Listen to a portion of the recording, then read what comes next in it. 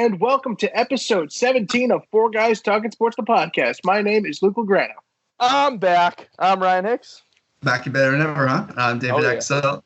And I'm the guest. I'm John Franklin, coming in hot. Yes, we have John Franklin, another sub, another great guest we have. John, how you doing?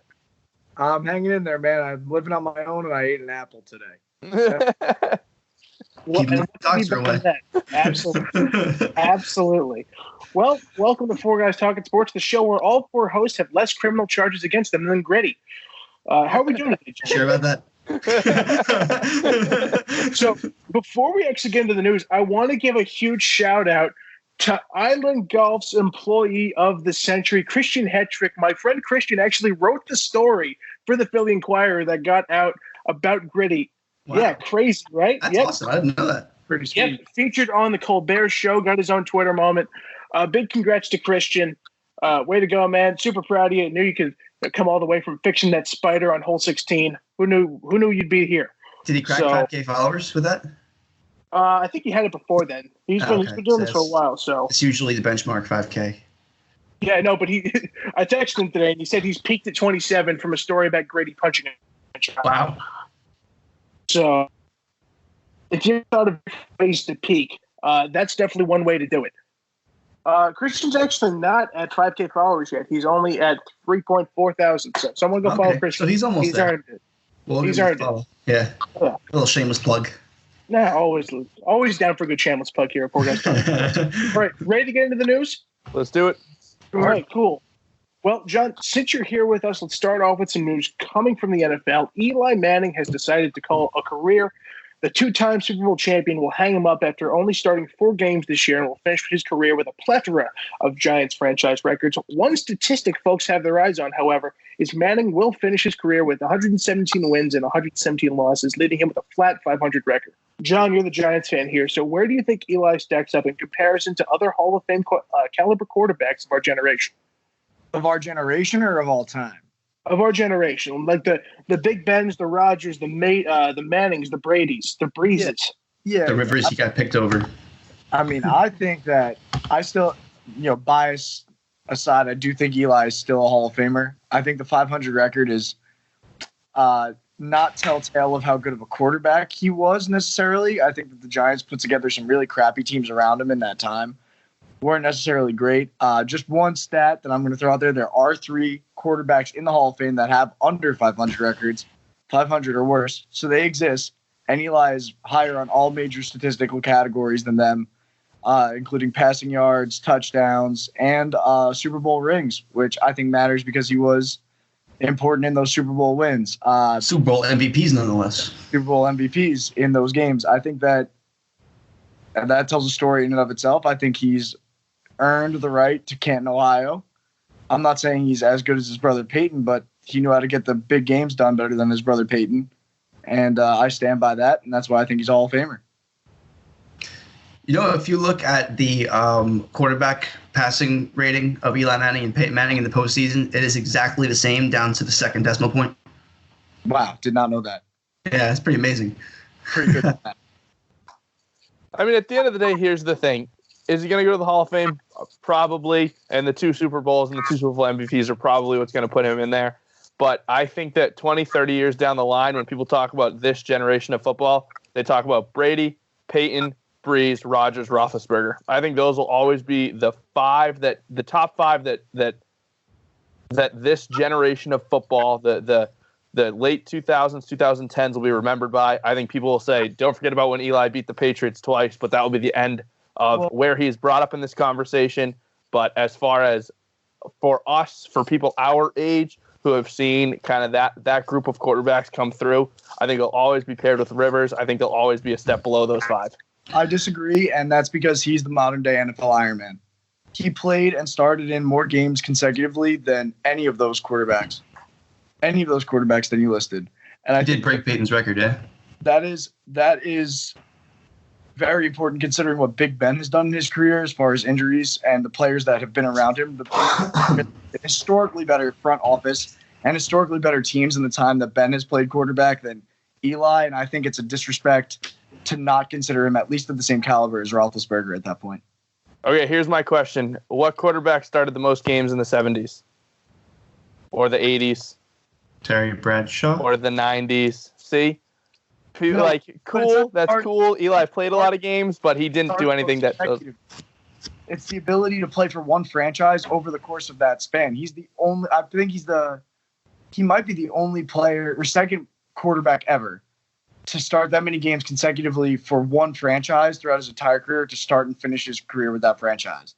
Like, that's a pretty incredible thing to do, especially in the NFL nowadays when players are moved so easily. I can't think of anyone else who has done that. There you go. And I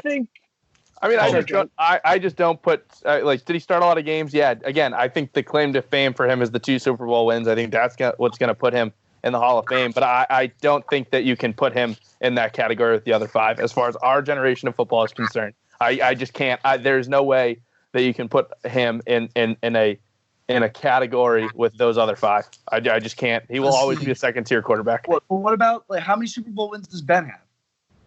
2.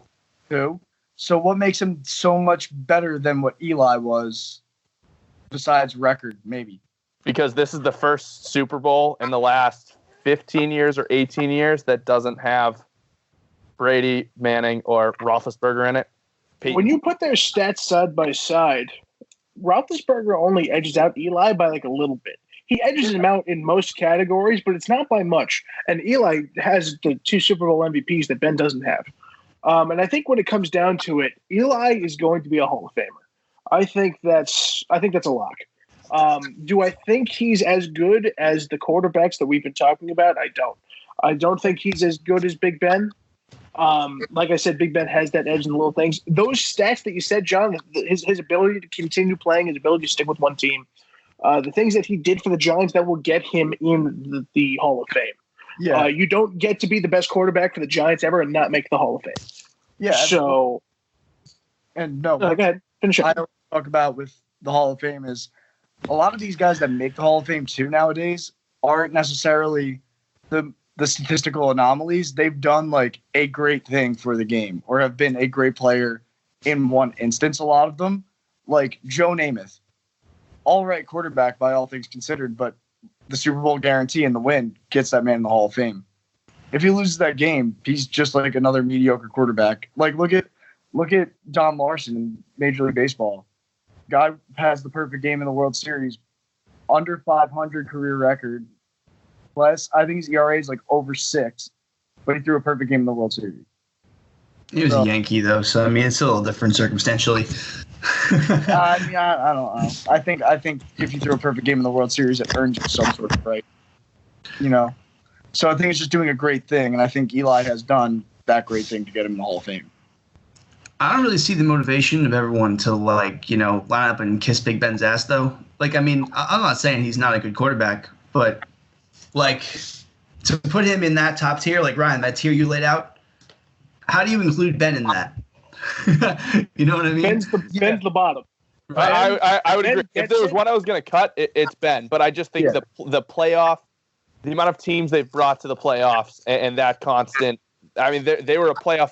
They were a lock for a playoff for the last 10 years, and that's a large part to him. And so that's why I put him in that top 5. And again, it goes back to that stat I talked about where like the last 15 or 18 years, this is the first time we saw an AFC championship or a Super Bowl without one of those 3. So that's why I put him in there. Do I think that if I was doing a 1A and a 1B, he would be 1B? I mean, Peyton, Brady, Breeze, Rodgers will forever be the top 4 of the last 15 years. Definitely. Like that's not arguable. I just think that's the what line. The Steelers teams have done with Ben on them puts him in there as well. I think the only flip side that I would say to that, Ryan, is a lot of those teams defensively carried them to the Super Bowls and carried them through the playoffs. Like, look at the incredible defenses that Ben has had the pleasure of playing with like, James Farrier, Troy Polamalu, all those guys that were capable of being just absolute defensive game changers. Ike Taylor, like James. I mean, look at the Broncos defense that Peyton won his last Super Bowl with. I mean, like the defense. And look at the 2 that Eli won with. Right? Yeah. Well, you know what that Super Bowl with Michael Strahan on that line. Yeah, oh, absolutely. No, I mean, they scored 17 points the first one they beat the Pats in because the defense held Brady to 14. They were able to win. That's why I'm saying that Ben belongs in that lower group, not because Eli belongs in the higher group. That's just regardless. Both of them are top 10 all time in touchdowns, yards, and completions. So I can't. I mean, like, what are we doing here in the Hall of Fame if we're not putting people that are in top 10 of all the passing stats in? True. You know, what's the point? It kind of and I mean, the Football Hall of Fame lets everyone in. Bill Cowher got in last week or 2 weeks ago. You know what I mean? Like, I don't know. I don't really see how it's a debate. People want to talk about it because they want something to talk about, but I think it's a no-brainer. It's like it's almost like Jeter. It's not quite that extent, but like, you know, to that level of no doubt in my mind, he'll be there. Yeah. It's funny enough you bring up Derek Jeter, David, because let's move on to our next story. News from the world of baseball. The 2020 MLB Hall of Fame class has been announced. Derek Jeter and Larry Walker will be moving on to Cooperstown. But the big story of the announcement was Derek Jeter came 1 vote shy of a unanimous yes. Jeter eclipses Ken Griffey Jr. for second most Hall of Fame votes in history and leaves Jeter's former teammate Mariano Rivera as the only player to be voted in unanimously. We've touched on the scenario a bit in previous episodes, but Ryan, should this be a big deal that Jeter missed a perfect vote by 1 ballot? Asking the Sox fan first, huh? Here's the more I was thinking about this, the more frustrating I think it is that they released the numbers, because then it creates. Now we're talking not about Jeter's Hall of Fame career, but the 1 vote. Like what the guy, whoever didn't vote for Jeter, played it perfectly, because now no one is talking about Derek Jeter's career and everyone's talking about the 1 vote. So like the more I think when it happened with Mariano Rivera, it was cool to see the first time that has happened. But now every conversation is going to be about how many votes you got and not the fact that you got into the Hall of Fame. Are we changing the conversation here? Like, you know what I mean? Like, to a point, it's like he's in. He was a first ballot Hall of Famer. That was never a question. He got in. Like, well, why are we now debating this 1 vote because this guy wanted some attention and felt that Jeter wasn't? You know, like, I think I'm more frustrated with now the system that has been created with Rivera. like seriously, because like. This is now every year going to be a conversation of how many votes people got, not how they got into the Hall of Fame. Real quick, Dave, that's why I asked the Sox fan first. Go ahead. I was just going to say in the old days that it was never – I mean, we weren't really around, just though from hearing other sports writers talk about this. I mean, like 70s, 80s, we weren't alive yet, you know what I mean? Really? But a lot of sports writers, anyways, have been saying things like – back then, people didn't really care about the numbers. Like, you were in. You know, it wasn't a big deal. People that have been paying attention to the Hall of Fame voting since the 60s and 70s I've seen on ESPN people saying things like this. So I guess it's kind of indicative of our generation that this has become something. I don't really think that this guy should be, in any way punished or held accountable or anything like that, or that there should be any sort of witch hunt trying to find him or who this was. But I really would like to hear his explanation or motivation towards this. If I had to guess, it's either a Mets or Red Sox fan or a writer, someone who has followed the Mets or Red Sox for a long time that did this. Yeah, that's really it. I just want to know why. That's all. So actually, I saw the ballot. It came out. It popped out somewhere. It was leaked. And no, I think that was a fake one. Are you sure? I'm not 100% sure if you saw the same one that I did, but the one I saw was fake. Oh, really? I mean, it might be this. Was it the White Sox writer? I don't know what team he was writing for. I just saw the name. It was like Damien or something like that. Okay. Well, the one I saw, he was a White Sox writer, and maybe it isn't true. Maybe it might be also a false leak. But from that one, he voted for all of the steroid era guys to get in. So it was like Giambi, Barry Bonds. He voted for those guys. Yeah, that was the one I saw. Yeah, it was. Yeah. I'm pretty sure that same one. I'm pretty sure that was a Barstool employee. Yeah, I think it was. Yeah, it might be a White Sox fan Barstool employee or something like that. There is a White Sox Barstool page. Yeah, White Sox Dave is the guy's name. I'm looking it up right now. But Dave, no, I think you're totally right. I think context matters, because I know we've talked about this not on the show, but we've talked about this in general. I know this is an incredibly hot take, but I'm a huge supporter of using all 10 votes when it comes to the Baseball Hall of Fame ballot, just because not everyone gets it. And I think every year when I look at the ballot, there's at least 10 people I think deserve going into the Hall of Fame. So when it comes down to it, I think that if you're going to use that vote, not on Jeter, but on someone else you think who needs the votes, by all means. I think that's a great use of not voting for Derek Jeter. Guys like Billy Wagner, who I think jumped like doubled his votes this year. Incredible. Ramirez, Sheffield, Soriano, guys who didn't get a lot of votes that you thought deserved a vote, by all means, go for it. If this guy did it just so Jeter couldn't have his unanimous vote, take his ballot away. He doesn't deserve it. That's taking the spotlight away from the player and putting it on the writer. Not worth it. And I agree with Ryan completely on this one. I think you're taking away what it means to be in the Hall of Fame if you're going to say that 100%.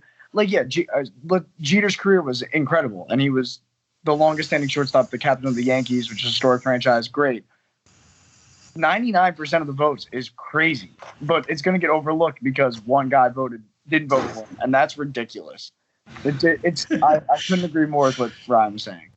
I really hope this guy comes out and he's just like, guys, you don't understand. I really think Raul Ibanez deserved to go into the Hall of Fame, and no one listened to me. And then another guy comes in, and Paul Konerko too. Imagine it was all a mistake. Like he just accidentally checked the wrong box. He counted on.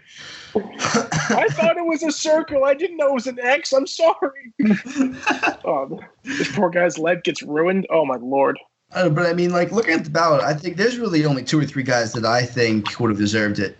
You know, I mean, like you were saying, Luke, you want to use all 10, but the Baseball Hall of Fame isn't like other Hall of Fames. It's a very protected elite class that very few people get to enter, you know? Especially with all these guys like Sheffield and Bonds and Soriano having tested positive for steroids. They're not going to get it. And if one gets it, you have to let them all in. Yeah. Absolutely. Yeah, exactly. And I think that's – I understand that what I think is not how everyone thinks. It's not what most people think regardless. But I think guys that don't get a lot of votes, like the steroid guys, I think that Barry Bonds should be in the Hall of Fame. That's me. That's what I would do with my vote. This is why they have 10 shots, you know? We always talked – I think, you know, when this was a radio show, we talked about why do people get in later in their voting? Why do we have 10 years? Why does your opinion change that, oh, this guy was – or is a Hall of Famer now but wasn't 5 years ago? It's because of things like that. You know what I mean? Because opinions over steroids will change. And maybe in 5 years they will let Barry Bonds in. Larry Walker was in his last year of eligibility this year. Right. So who knows? We'll have to see. Did you see his shirt in his press conference, by the way? It was amazing. You got to look it up. Larry Walker's shirt? Okay. I will throw the graphic up here. For everyone.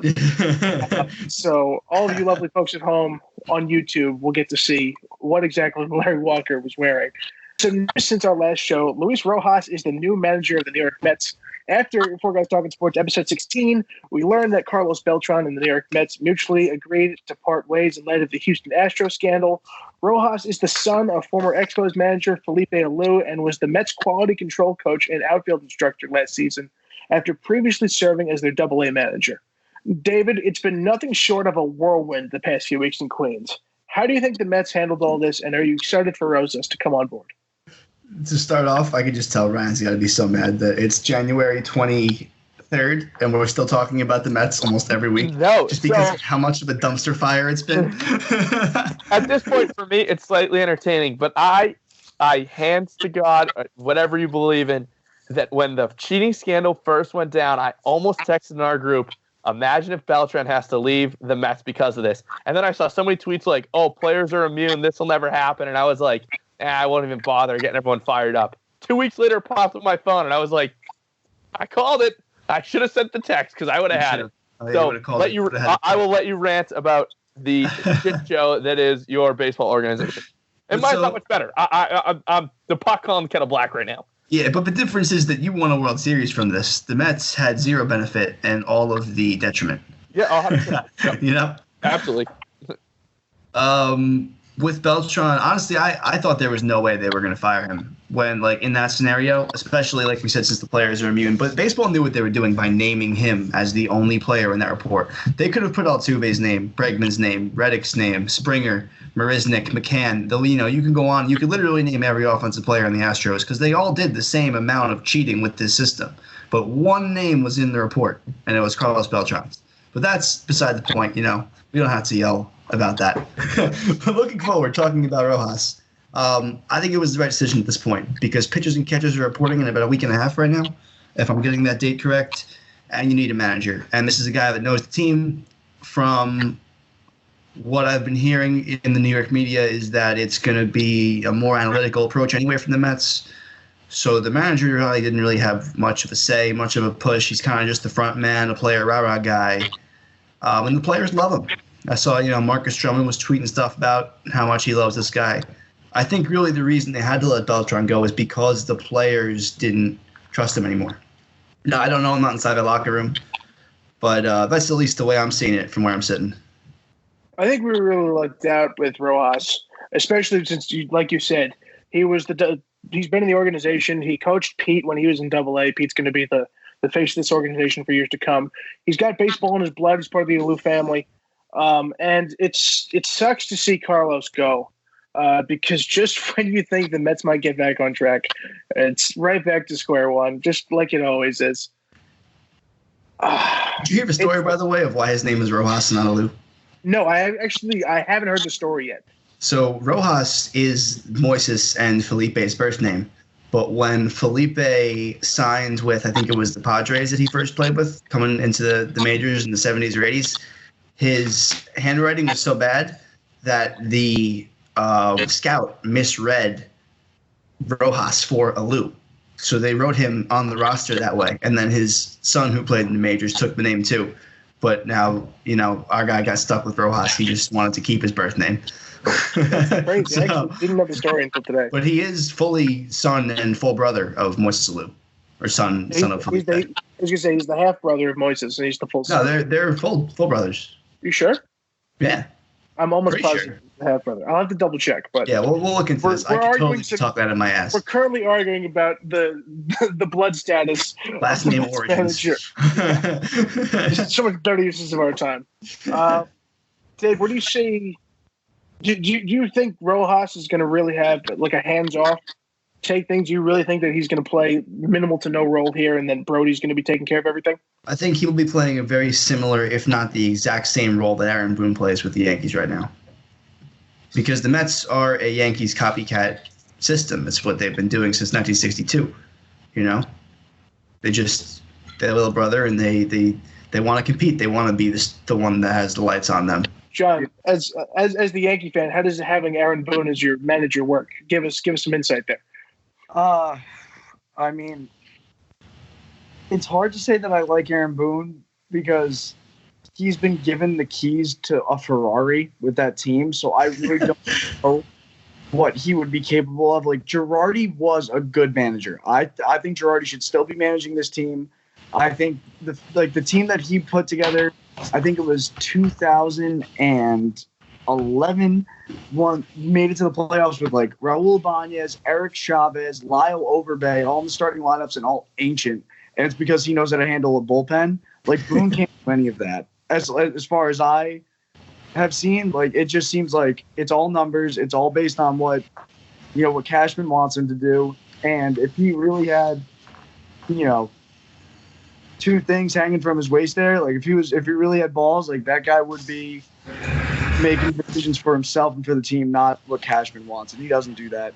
Otherwise, there wouldn't be so much pressure to get Stanton in the lineup, to get all these guys their playing time, because he's just doing what makes Cashman look good. Do you think he was hired for that reason, though? Because he would do that? He's a puppet. He's a masthead. Like, yeah, I agree. What Yankee fan doesn't love Aaron Boone? Even I love Aaron Boone. I don't think he's a good manager, but I'll never not love him. And right. It's easy. It makes. I think this Luis Rojas scenario will be the same, honestly. And I'm thankful it's not Terry Collins coming back. I'll leave it at that. Thankful. Beyond words. Beyond words. Imagine Terry Collins managing this team with Brody as the GM. I think I'd cry. All right, let's not work myself up anymore over this. Let's move on. Let's hop on over to the NBA. So the 2019 first overall pick, Zion Williamson, made his NBA debut last night with the New Orleans Pelicans against the San Antonio Spurs. Zion had a slow start, going 2 for 3 with 5 points in the first 3 quarters, but turned up the heat in the fourth quarter with 17 points and went 6 for 8, 4 of which were from beyond the arc, going a perfect 100% from 3. Ryan, what do you make of Zion's debut, and do you think the Pelicans can sneak into the playoffs? So I like to preface this with I'm the idiot who turned the game off after the first quarter because I had already gotten bored. Dude, same. My first I went and played Fortnite. My first reaction was that, and I texted this in the group, could have hit the treadmill or the elliptical a little more in the offseason. I thought he looked heavy and a little slow going up and down the court. Obviously, he has been out and isn't in game shape. But out of the gate, I just was a little surprised that he was moving a little slower and a little heavier than I thought. But come the fourth quarter, and from the highlights I saw, it was exactly what we expected. He didn't make a first quarter for his first assist. He just caught it and just fired it to Ingram, who was crashing the net. So he looked good from what I saw. Does this team make it into the playoffs? I think we need to give Zion 5 or 7 more games to see what he can actually do before we can make that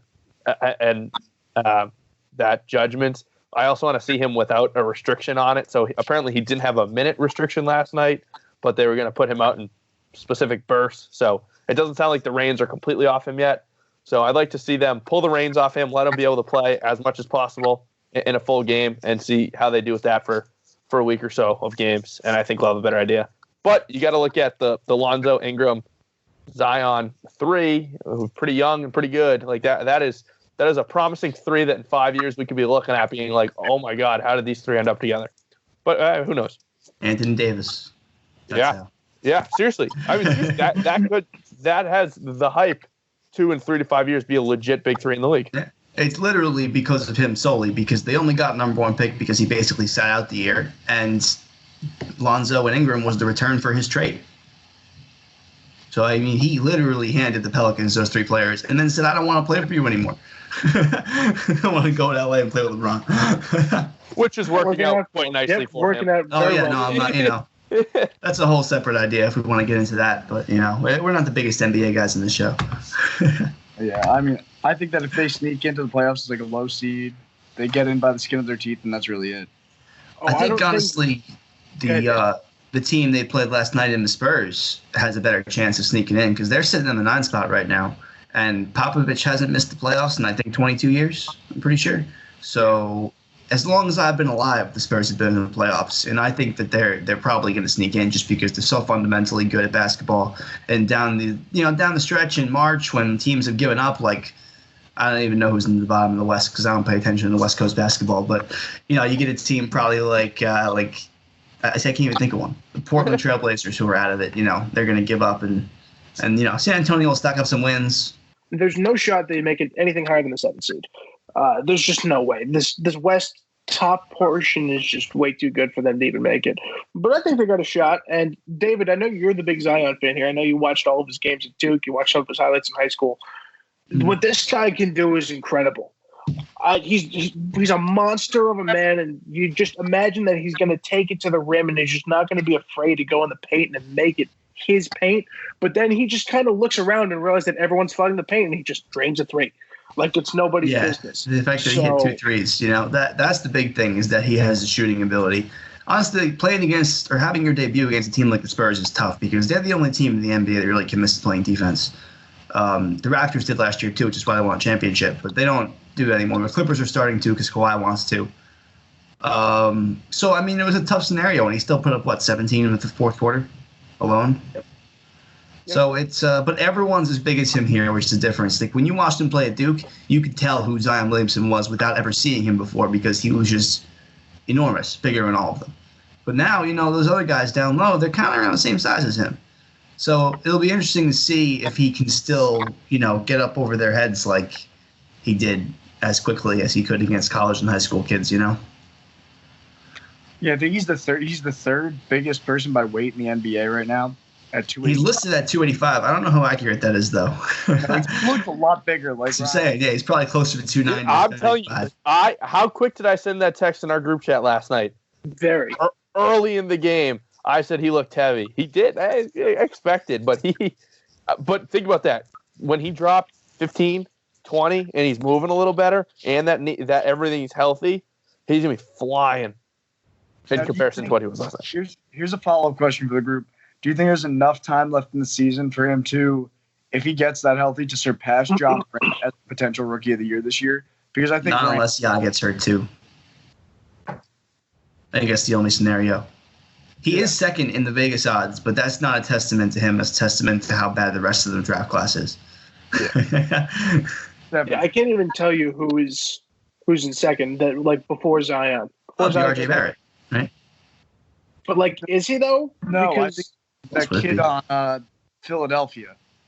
I was thinking the kid on Miami, Tyler Hero. I was thinking it would be him. Yeah, it probably would be Tyler Hero. I think you're right, actually. I think Zion would have to put a phenomenal stretch of basketball together to put him ahead of Ja. Yeah, I think Ja has just looked so great and has had so many highlight reel plays and has just become one of the mainstays of this Grizzly team that I just don't think there's any shot Zion can catch him unless Ja misses at least 10 games. Zion would have to basically average a triple-double, which isn't impossible. Knowing him, Just to clarify. He did that in college, so I mean. But think about if you were the guy who put money at the beginning of the season on John Morant when Zion was at like plus 300 odds to win the Rookie of the Year, and Ja was still like plus 900. Like, you must be so happy. Like, you're living. Oh, yeah, you're sitting on that 9-1. Yeah. Sitting on those 9-1 odds. I would have loved that. Take that money to the bank already. Good luck to that guy. All right, while we're on basketball, let's talk about the NCAA. Normally, there's not a lot of news coming out of Kansas, but there certainly was a lot of talk around Kansas and Kansas State on the basketball court. As the game ended with an 81-59 Kansas final, a Kansas player stepped over a K-State player after a block to end the game. Punches were thrown, as well as people. Objects came into play. It's like the WWE's Royal Rumble came a week early. David, chime in here. What do you make of all this? So I didn't actually see it live. My roommate did, though, and he told me about it, and he was like, "You got to see this." So he pulled up his phone and showed me, and I was shocked at how big. Like, I'd never seen a brawl like that at any basketball or college sporting event before. There was at least 25 to 30 people in like a melee. Like, it was almost like Super Smash Brothers, but with real people. And there was chairs being thrown, and I think yesterday it came down that there was a couple suspensions. So I don't know these kids are gonna be able to live this down, especially the Kansas player who basically incited the incident. Because if he doesn't, it's one thing to play hard to the whistle and block the shot, but if you don't stand over this kid once the game's over and you've won by 25, this doesn't happen. I disagree. I disagree. I think I think that the kid who picked up the chair and is now indefinitely suspended is the one that's most screwed in this situation. Oh, the same kid. It was the same kid. Okay, then I think that's the issue. Here's my take on it, right? You're a Kansas State player. You just got smacked by the number 3 team in the nation. You couldn't have expected to win. They are respectfully dribbling down the clock and not hitting another 3 on you to make you guys look like even more fools. And you try to steal the ball and Euro step your way in for 2 points so you look cool on the score sheet, and you get that ball smacked out of your hands as you rightly deserved, you little weasel trying to get your 2 extra points. And then the Kansas player stood over him to remind him that his team just got smacked by 25 points. He doesn't even belong on the court, and he definitely should have tried to Euro step at the last 3 seconds of the game. So that little Kansas State weasel who wanted to get 2 extra points, he's the problem in this whole thing. Kansas was being respectful. They were going to dribble it out and let the game end. And that little punk wanted 2 extra points on the score sheet. So good. Swat the ball into the 3rd row, stand over him, and remind him to go fuck himself. Really quickly before we go any further with this, I found in the suspensions, Kansas big man Silvio De Souza got the 12-game suspension. He's the one that's indefinitely suspended. Jayhawks player David McCormick's only suspended 2 games. And the guys from Kansas State, James Love and Antonio Gordon, got 8 games and 3 games. I don't know which one was the one that made the steal, but I'd imagine it's the one that got the 8 games. But, I mean, the thing is that D'Souza has a record, a history of doing things like this, which is why I think everything is falling down on him. And he may not play college basketball ever again, because Kansas suspended him 13 games to try to get the NCAA to step out, but this is now his 3rd offense of starting a fight. Maybe not not to this extent, but, inciting violence in a college basketball scenario. And I don't know if that's something they're going to continue to stand with. When I first heard about it, I was like, oh, it's probably a basketball fight. Like, they're standing around, they're pushing, like nothing ever happens because it's a basketball fight. But, while I watched the video, and it was totally not that. and don't get me wrong, the chair throwing, pushing and shoving fans in the crowd, inexcusable. completely wrong because they were trying to prove a point after being respectful. So if chairs, punches, melees, people from the crowd, not okay. You block in the little punk who wants to get 2 extra points and standing over him to remind him that his team's down by 20 and he should go back to the bench, completely okay. Also, things like that happen in basketball all the time, though. High school, college ball. Yeah, but there's a difference between a D3 school playing in some YMCA gym in a Kansas State game. You're down by 20. What were you trying to do? You were playing hard till the end? The game was over. The shot clock was done. You know what that's the equivalent of?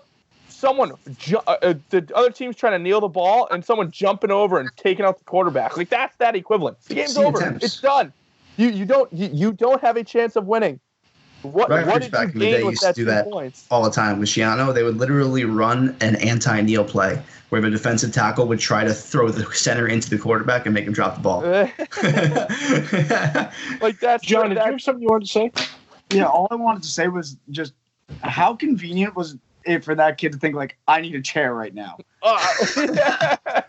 Everybody's out with fists, and he turned around and goes, "I gotta get something.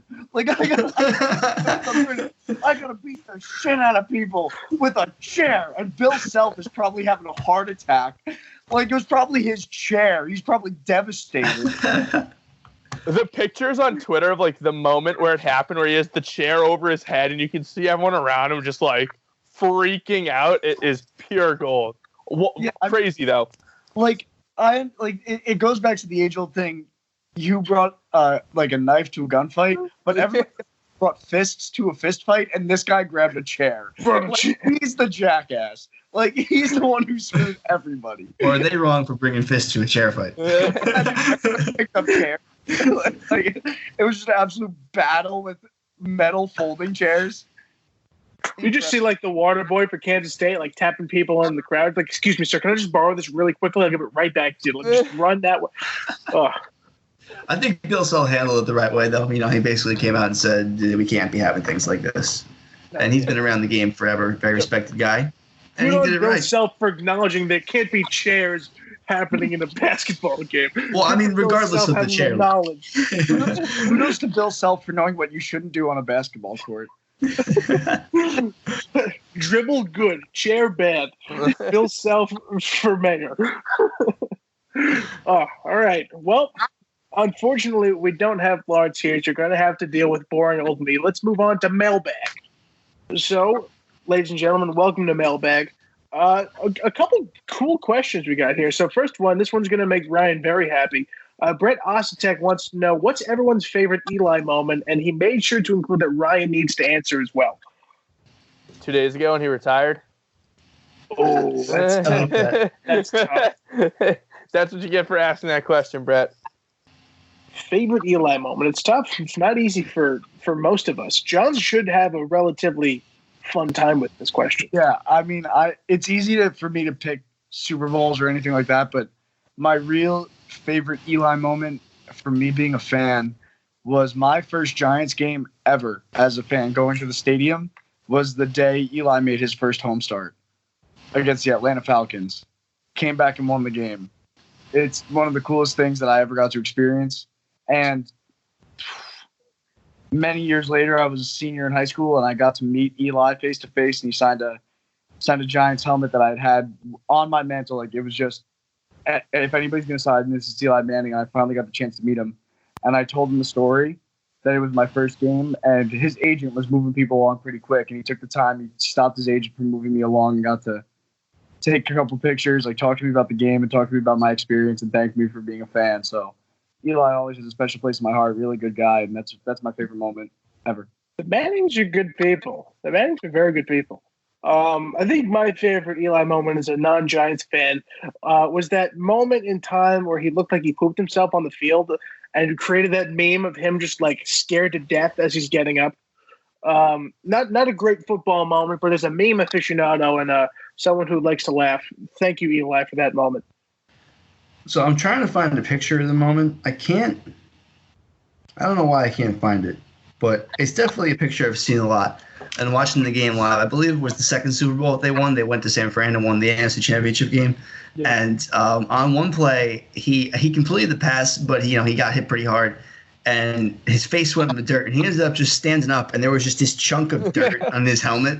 That's my favorite Eli moment. I wanted to be able to just throw a picture up and be like, no words, but I couldn't find it. So we can leave it up to you guys to Google search it better than I can, because, you know, maybe your 21st century skills are better than mine.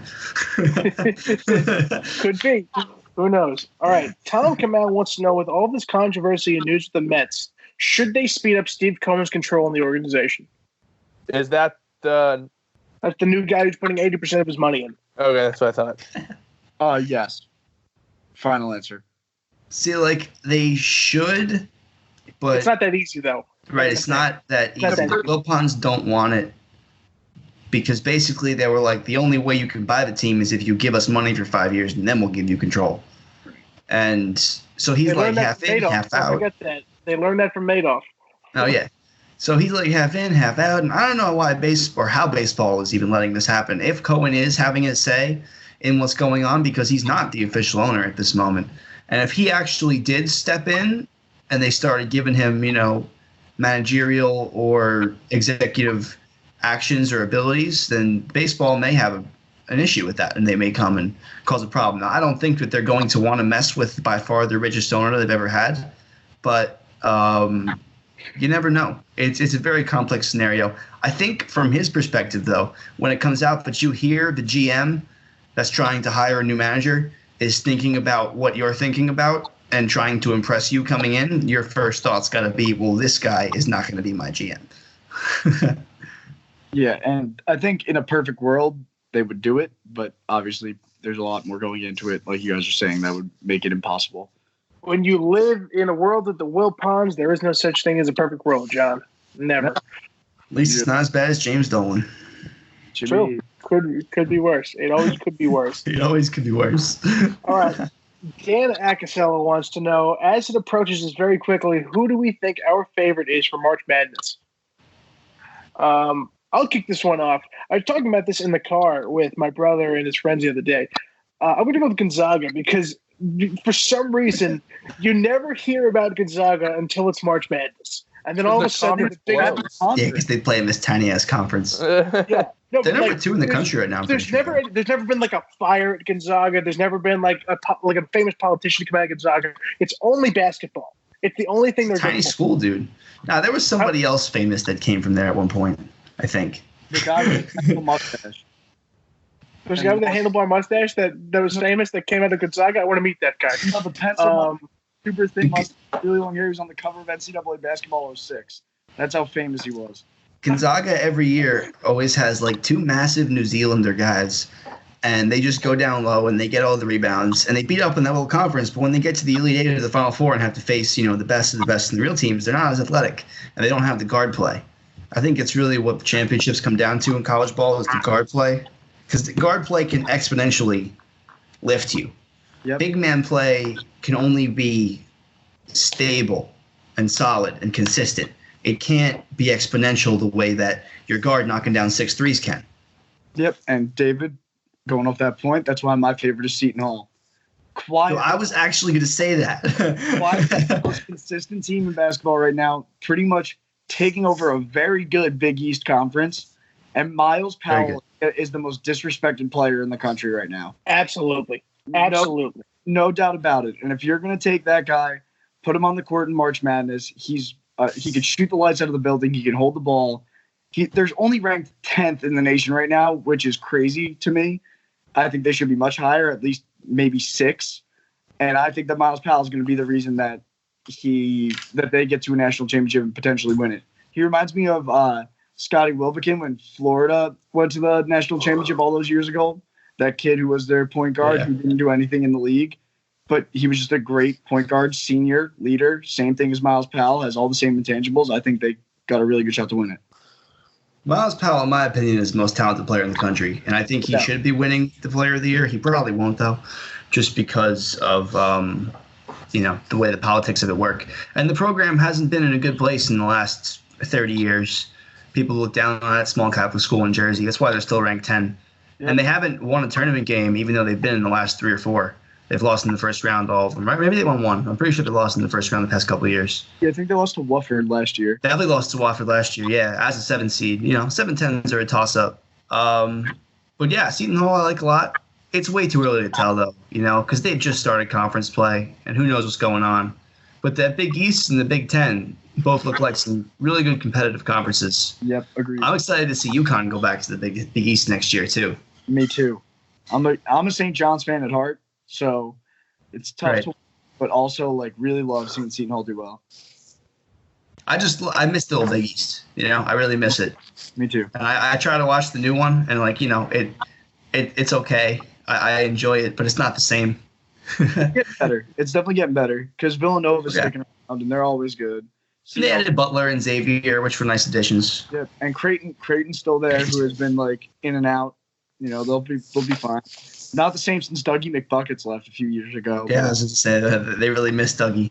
His dad's still the coach, though, right? Yeah, his dad's still the coach. Actually, no, I don't think his dad is the coach anymore. I think he got the old boot. Oh, what a shame. A couple of years ago. Yeah, they stunk last year anyway. Yeah. Hicks, you want to give us an answer? Sure.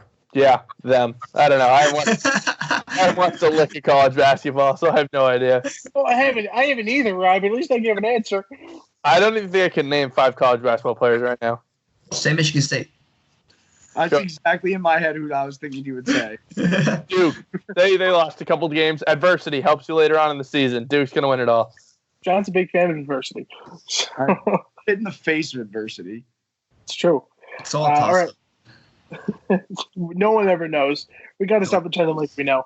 All right. Yeah. And finally, David Acasella Sr., David, your father, wants to know, why do the Western NHL teams repeatedly send old, washed-up players to the All-Star game? I don't know. I think he's sleeping on the Pacific this year. I need to look up the rosters. I'm going to do that right now. But we're going to see Elias Pettersson. We're going to see McDavid. Darcy Kemper is going to look fantastic. But he's not wrong. Anze Kopitar is on the roster. Logan Couture. I don't know. Is this really a problem? Part of it is every team needs to have someone. The Kings have been about as good as a peewee team down in Miami, Florida. So you're trying to pick hockey down there? The best. Thank you, David, for explaining the joke. So when you have a bunch of people who suck playing hockey, Anze Kopitar is like the one name that might sell tickets, which is the whole point of the All-Star game. So, like, pick the guy with the most name recognition. Boom. There's either Kopitar or Drew Doughty. Yeah. Doughty would try to fight everyone there, so you have to put Kopitar out there. Where is the All-Star game this year? I don't being a bad hockey fan, but I don't even know where it is. St. Louis, I believe. I think you're right.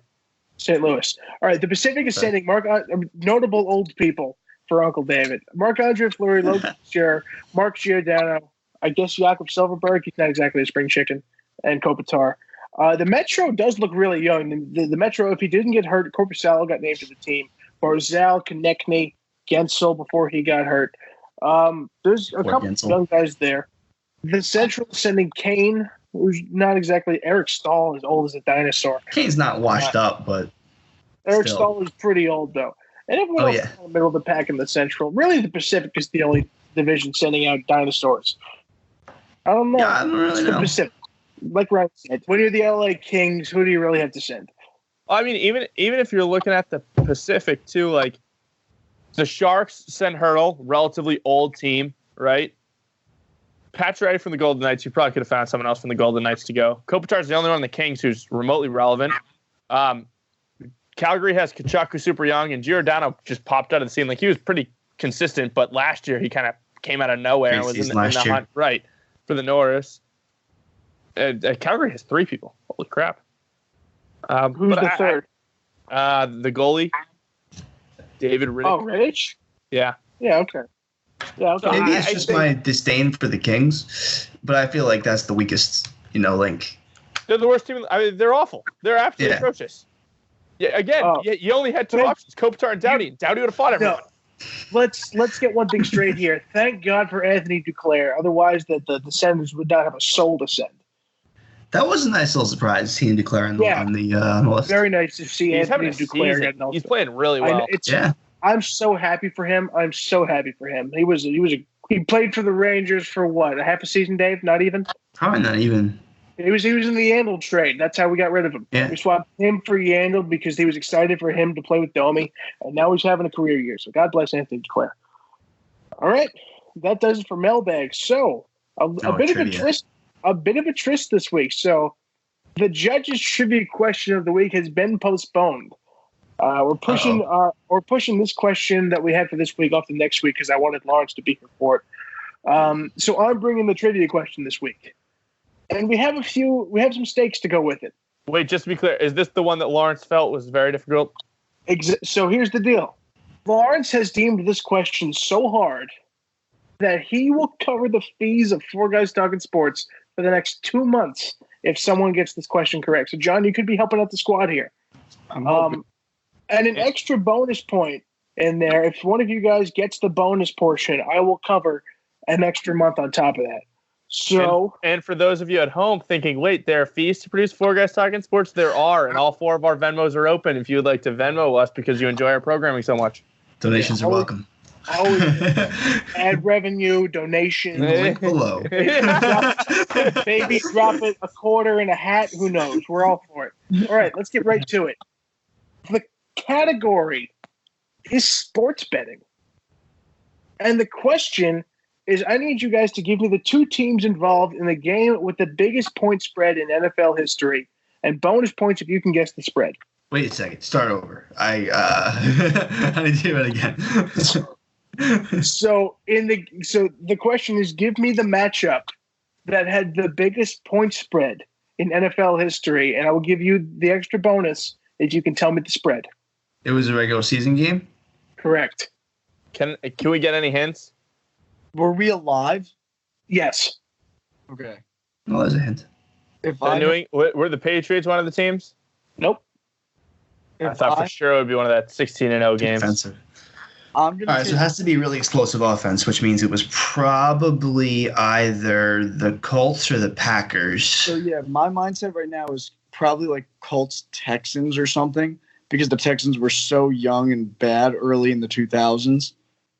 I don't think there was ever a scenario where they would have been that big of a favorite, though. What about Lions 0-16 season?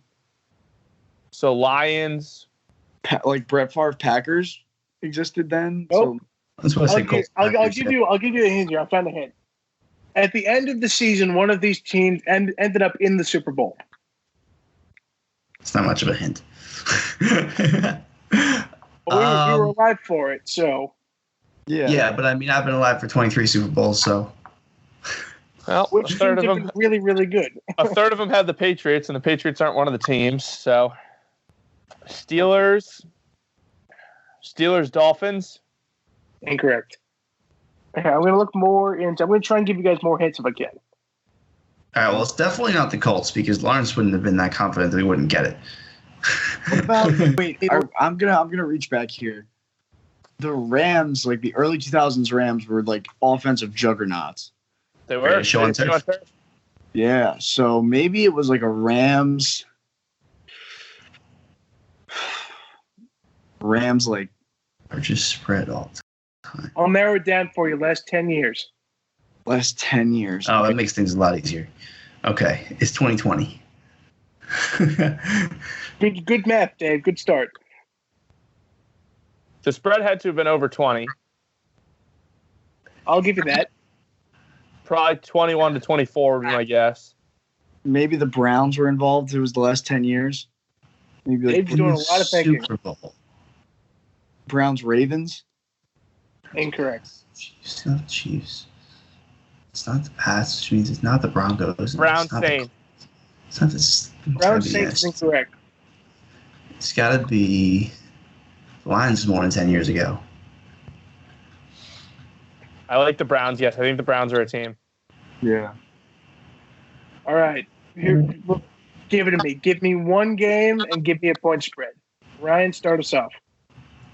Browns Saints 24.5. All of that was wrong. John, go ahead. Browns. He just said Browns weren't a team. Oh, did he? Oh, wrong. All right. I thought you meant like the game itself. So Mulligan. All right. Broncos. Broncos. Chargers. 27. Something in there is correct. David, take it home. Something in there is correct. Oh boy. A lot of pressure on you, Dave. All right, so I'm going to go with the 2013 Broncos against the Oakland Raiders in a home game, and they were probably favored by about 24. David nailed the year and nailed the favorite team.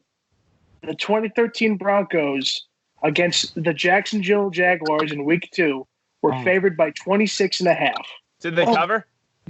Wow. Say it again? Who covered? They covered. No idea.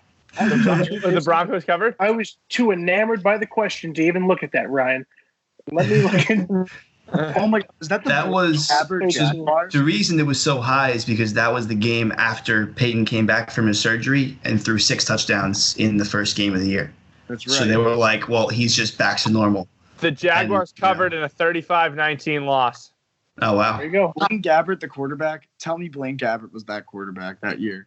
He must have been, right? 13? I don't know. Probably. It wasn't Bortles yet. Wasn't Bortles yet.